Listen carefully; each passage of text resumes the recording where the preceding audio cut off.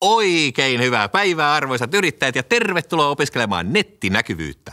Istukaa, olkaa hyvä. Minä olen maisteri Simo Frangén ja vien teidät opintomatkalle internetnäkyvyyden maailmaan.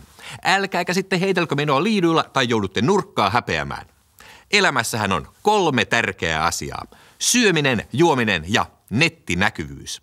Nettinäkyvyys on tärkeää siksi, että kauppa ei käy, jos yritys ei näy.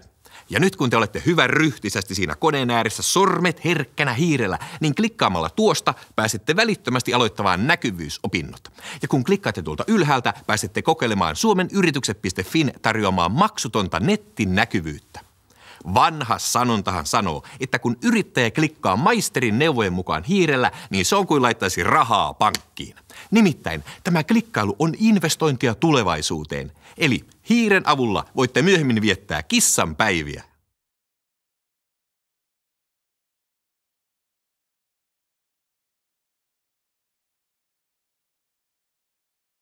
No niin, ei kun opiskelemaan tuolta tai hakemaan maksutonta nettinäkyvyyttä täältä, vai kummin päin se nyt oli, ei kun siis noin.